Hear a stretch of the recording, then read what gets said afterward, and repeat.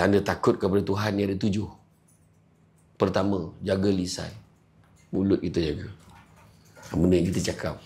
Dan hari ni ada 2 jenis lisan. Pertama, lisan berlidah. Kedua, lisan berjari. Lisan berlidah yang kita cakap macam ni. Lisan berjari yang kita type atau kita tulis. Ulama' terdahulu menisbahkan apa yang kita tulis adalah sebagai apa yang kita cakap. Kadang kita nampak muka pejabat bangang kan? Tapi bila dia menaip, tak cukup tanah ni balon orang. Semua kata-kata kesat semua keluar. Letak je gambar seorang ahli politik. Tak payah tulis nama. Tak payah tulis beliau adalah pemimpin. Tak payah. Kalau tak muka je pemimpin sekarang. Letaklah sesiapa, parti mana tak kisahlah. Kalau letak muka dia, kau post. Tengok komen bawah. Kepala bapak semua keluar. Mati lagi baik, anak haram semua keluar. Masalahnya, minta maaf cakap, yang ramai yang tulis macam tu, komentar-komentar tu datang daripada orang Melayu beragama Islam. Itu yang paling kesian sekali. Sedangkan, soalan kalau saya tanya lah, Nabi ajar ke? Nabi tak ajar. Kan? Lagi satu lagi, mak ayah kau tak ajar ke? Kan? Mak ayah dia ajar, tapi dia tu kurang ajar. Tentulah maksudnya kan. Tapi bila saya cakap ni, adalah seorang hamba Allah daripada Talent Corp. Dia masuklah komen kat bawah tu. Dia cakap kebetulan berlepas dengan camah kan, dia kata, sesungguhnya Nabi tak ajar macam ni. Bukankah Nabi telah berpesan, kalau kamu tidak ada perkara yang baik nak kamu ucapkan, lebih baik kamu diam. Ini sekadar pandangan saya. Yang benar, hamba Allah.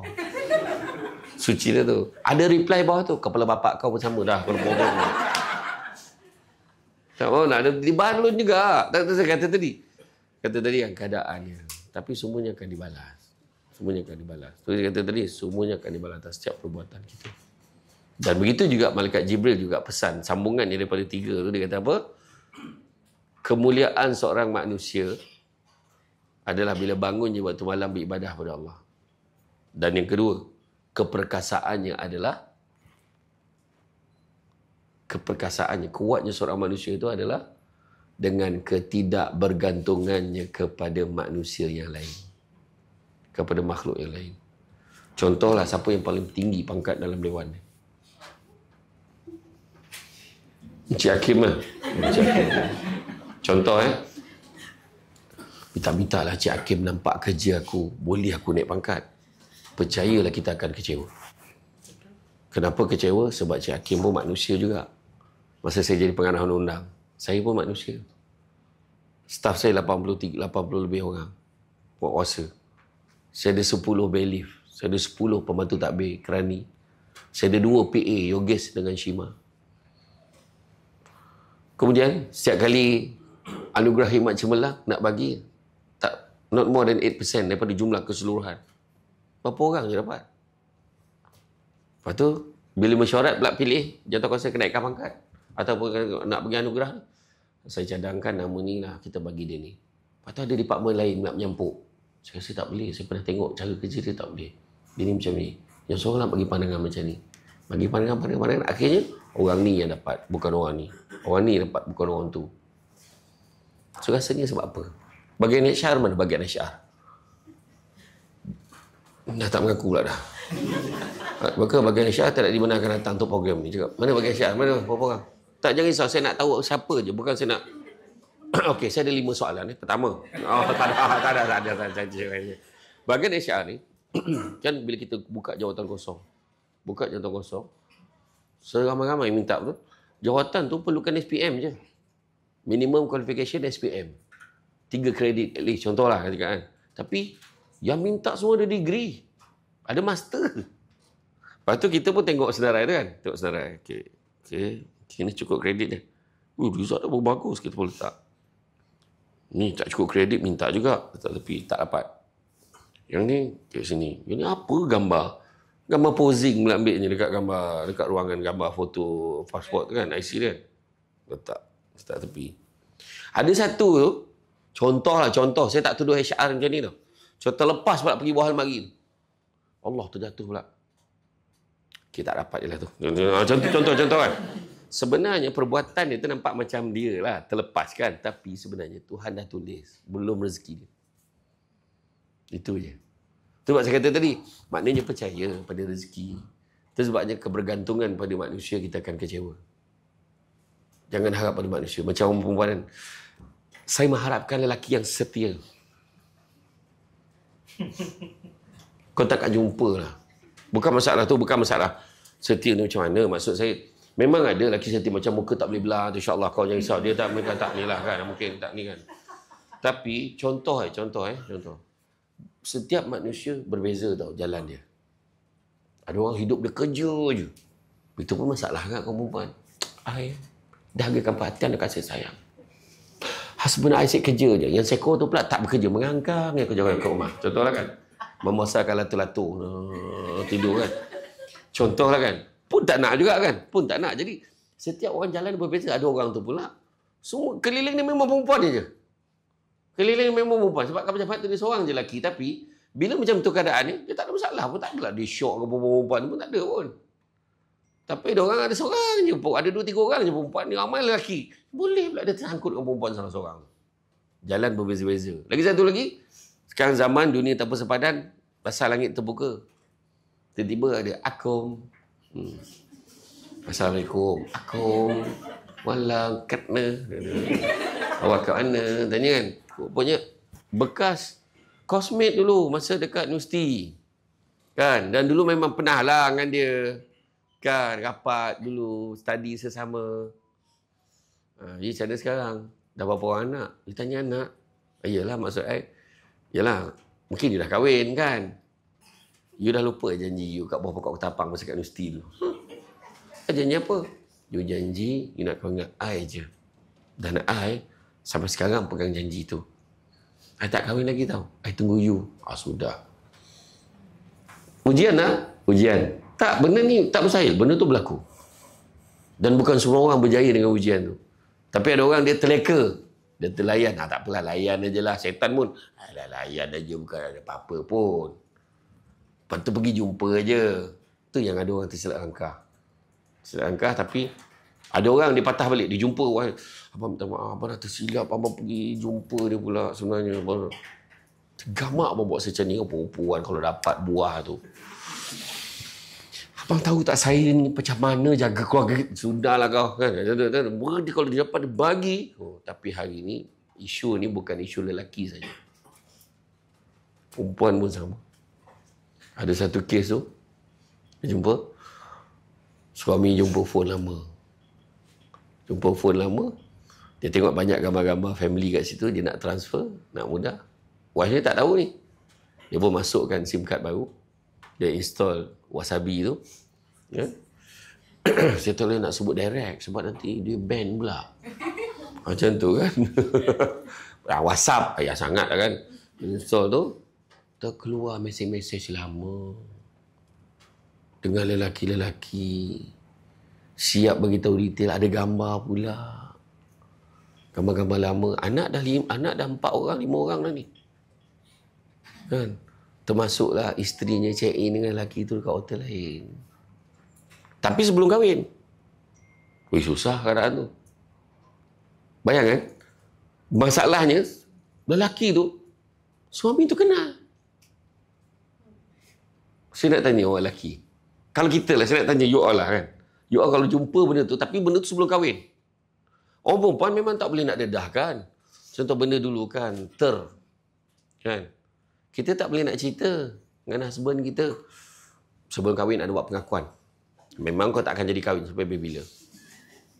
Susah lah nak jumpa melainkan lelaki yang apa kan. I nak, lelaki boleh terima kekurangan I. Sampai kesudah lah. Masa tu umur dia dah 65 tahun dah pun. Sampai kesudah.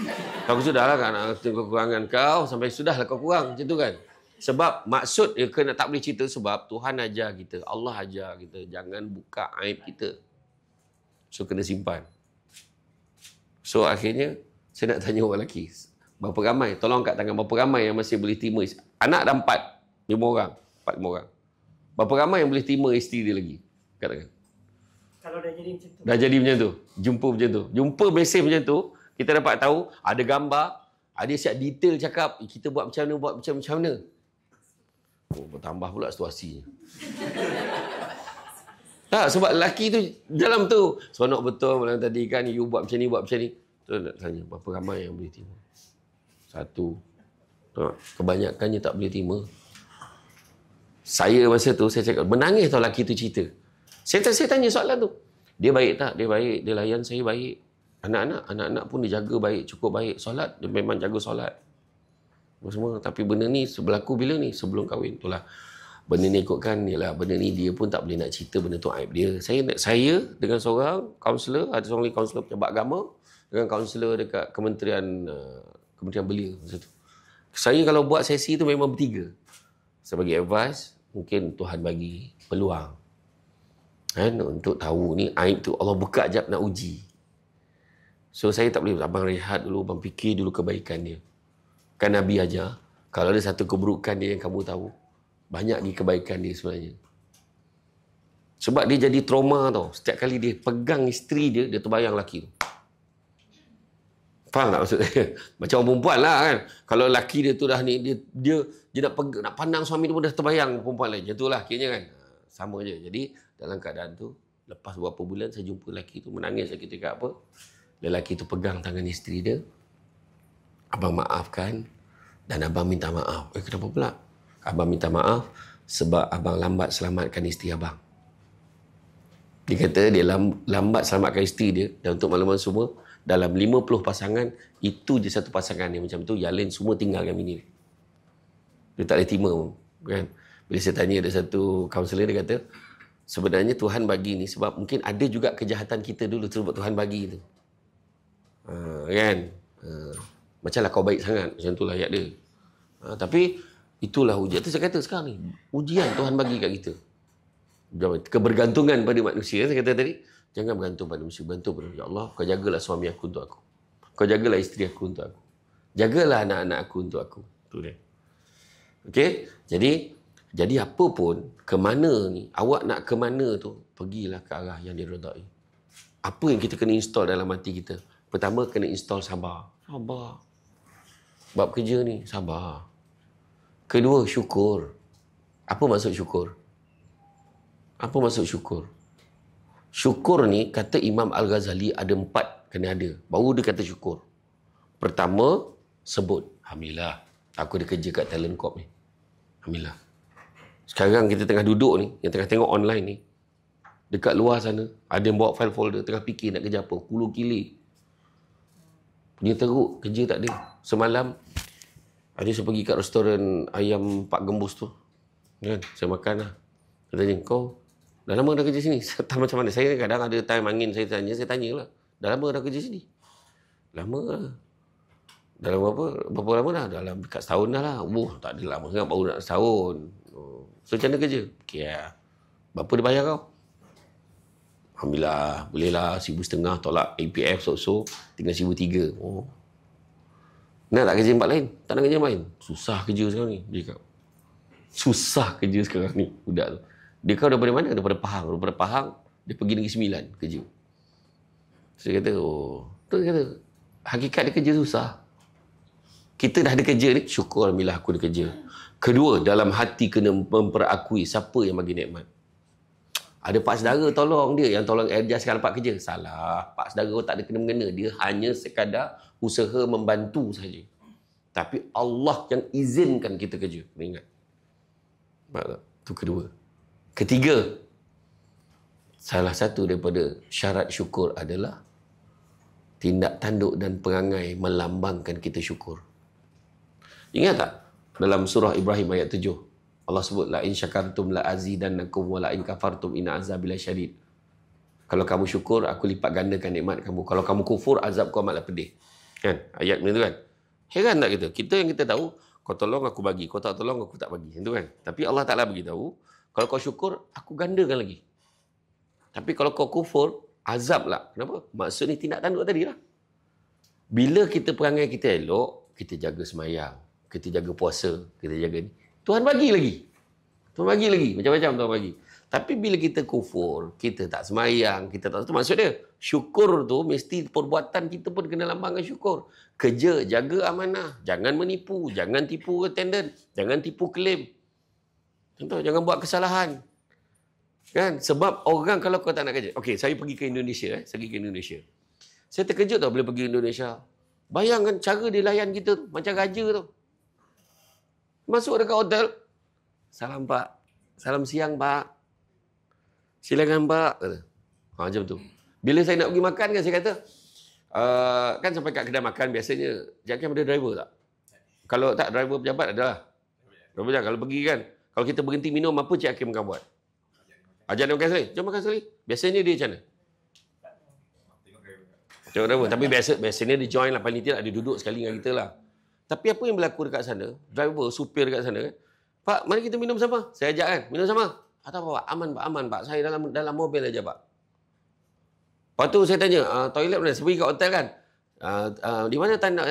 Sini Pak. Saya tunjukkan. Dia kata. Dia tinggal tak menyangkung sebelah aku lagi. Punya sampai ke dalam zaman nak ditunjuknya kan. Tak, saya nak tunjukkan servis dia. Saya katakan, kita kata bagus ke tak bagus? Hospitality je tu. Bagus ke tak bagus? Bagus. Tapi bila saya tanya dengan sahabat-sahabat di Indonesia yang ada kat Malaysia ni, saya tanya, macam tu, dahsyat lah dia orang.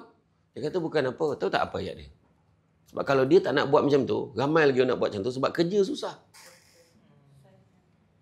Maknanya tindak tanduk perangai buat tu lambang syukur. Tu sebab dia kerja sampai macam tu sekali. Faham Jadi macam itulah kita tindak tanduk. Dan yang keempat, tanda syukur adalah memelihara nikmat supaya tidak rosak. Jangan buat benda yang sampai boleh kau kena buang kerja. Jangan tipu. Jangan langgar disiplin. Saya dulu bekerja. Karakter saya berbeza. Kalau saya kerja saya jadi pengarah lu, saya garang sangat, tanyalah staff saya. Dalam meeting aku boleh jerit dan sebelah aku tu. Masa dulu. Itu bila dia orang datang ceramah ada sekali tu, dia orang kena pergi ceramah dengar ikut seminar dekat anjuran JPA Putrajaya. Dia pergilah sana. Salah satu yang bagi talk tu Samsul Rebat ni. Masa tu belum Samsul Rebat lagi lah. Dia pun, bos kita lah, dia kata.